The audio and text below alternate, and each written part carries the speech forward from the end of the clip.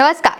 कन्नड़ फिल्मों की एक्ट्रेस रान्या राव बेंगलुरु एयरपोर्ट पर रंगे हाथों पकड़ी गई। वो अपनी बेल्ट और जैकेट में करीब 15 किलो सोना छिपा कर लाई थी, जिसकी आज की कीमत तकरीबन 12 करोड़ रुपए है।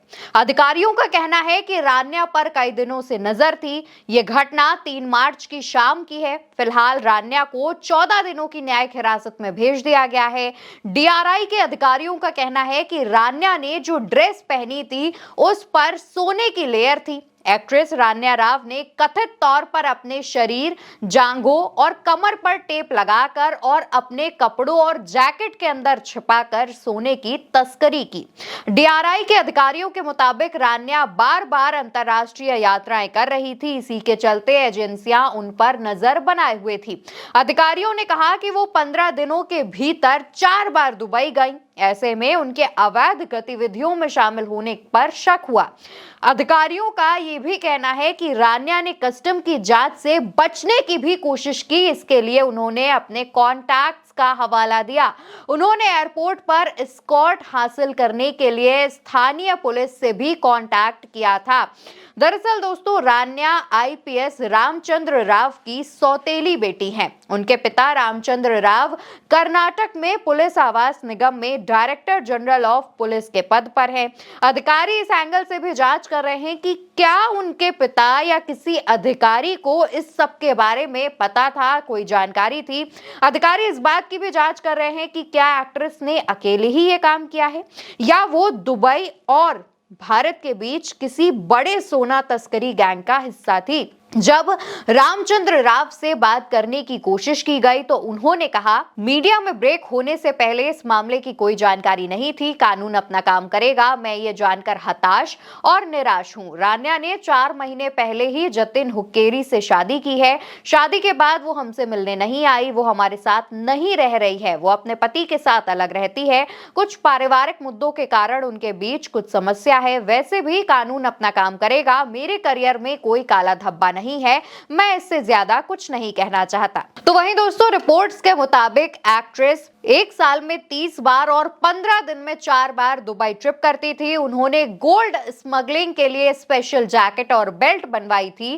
कांस्टेबल बसवराज हमेशा रान्या के साथ रहता था। फ्रिस्किंग यानी कपड़ों पर हाथ लगाकर चेकिंग नहीं होती थी। वो खुद को डीजीपी की बेटी कहकर निकल जाती थी। लेकिन इस बार टिप ऑफ था, यानी अधिकारियों को खुफिया जानकारी मिली थी। तो अब की कोई बहाना नहीं चला। उन्हें हर 1 किलो पर 1 लाख मिलता था। इस बार 14 लाख की डील थी। दोस्तों, गिरफ्तारी के बाद एजेंसी ने बेंगलुरु के लावेल रोड इलाके में रान्या के घर पर भी छापा मारा, जहां से उन्होंने 2.06 करोड़ रुपए की सोने की ज्वेलरी और करीब 2 करोड़ 67 लाख रुपए कैश बरामद हुए। डीआरआई ने अपनी प्रेस रिलीज में कहा, महिला यात्री को सीमा शुल्क अधिनियम 1962 के प्रावधानों के तहत गिरफ्तार कर लिया गया है और न्यायिक हिरासत में भेज दिया गया है। दोस्तों, पूछताछ के दौरान उन्होंने दावा किया कि उन्हें सोने की तस्करी के लिए ब्लैकमेल किया गया था। पुलिस ने एक कांस्टेबल बसवराजू को भी हिरासत में लिया है। राजस्व खुफिया निदेशालय को सीसीटीवी फुटेज की पड़ताल से पता लगा कि पिछली 4 फ्लाइट्स के दौरान रान्या ने एक ही प्रोटोकॉल फॉलो किया। जब रान्या एयरपोर्ट पहुंचती तो एक अधिकारी टर्मिनल पर मुलाकात करता और उन्हें बाहर ले जाता, जिससे रान्या का सिक्योरिटी चेक नहीं होता। जांच से बचाने के लिए रान्या को सरकारी गाड़ी में ले जाया जाता था। इस प्रोटोकॉल की वजह से रान्या एयरपोर्ट से सोना निकालने की मुफीद शख्स थी।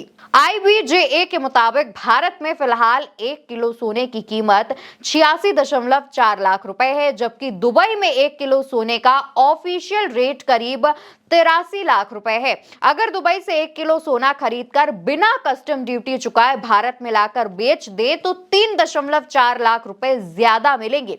रान्या एक ट्रिप में करीब 15 किलो सोना लाती थी, यानी उनकी एक ही ट्रिप से करीब 51 लाख रुपए का फायदा हमारे देश में। दुबई से सोना खरीदकर ला रही महिलाओं के लिए 40 ग्राम तक के सोने पर कस्टम ड्यूटी से छूट है। 40 से 100 ग्राम सोना खरीदकर भारत ला रही हैं तो 3% कस्टम ड्यूटी लगेगी। अगर 100 से 200 ग्राम सोना ला रही हैं तो 6% और 200 ग्राम से ज्यादा सोना लाने पर 10% कस्टम ड्यूटी देनी पड़ती है। अब दोस्तों बात इस पर भी कर लेते हैं कि इसमें कौन सी सजा हो सकती है।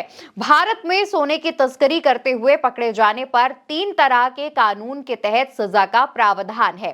कस्टम एक्ट 1962, इसके तहत कोई व्यक्ति अवैध तरीके से देश में सोना लाता या ले जाता है तो उसे कस्टम एक्ट की धारा 135 के तहत 7 साल तक की जेल और जुर्माना हो सकता है और तस्कर से सोना जब्त कर लिया जाता है। विदेशी मुद्रा और नियमन अधिनियम 1999 FEMA, इसमें 1 साल तक की जेल और जुर्माने की सजा का प्रावधान है। तस्करी किए गए सोने के अलावा अन्य अवैध संपत्ति भी जब्त की जा सकती है। BNS की धारा 111, इसके तहत ट्रैफिकिंग ऑफ इलीगल गुड्स के अंतर्गत 5 साल की जेल से लेकर उम्र कैद और 5 लाख रुपए तक जुर्माने की सजा हो सकती है। ऐसे मामले में दोषी को आजीवन विदेश यात्रा करने पर भी बैन लगा दिया जाता है। दोस्तों, रान्या राव ने 3 फिल्मों में लीड रोल निभाया है। इनमें 2014 की फिल्म माणिक्य भी शामिल है।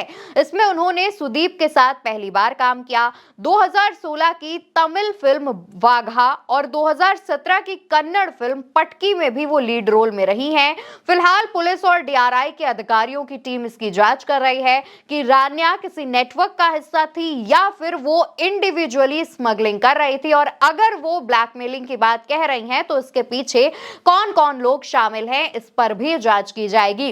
फिलहाल दोस्तों, इस खबर में इतना ही। खबर आपको कैसी लगी इसका जवाब कमेंट बॉक्स में बताइएगा। चैनल को सब्सक्राइब करिएगा, वीडियो को ज्यादा से ज्यादा शेयर करिएगा।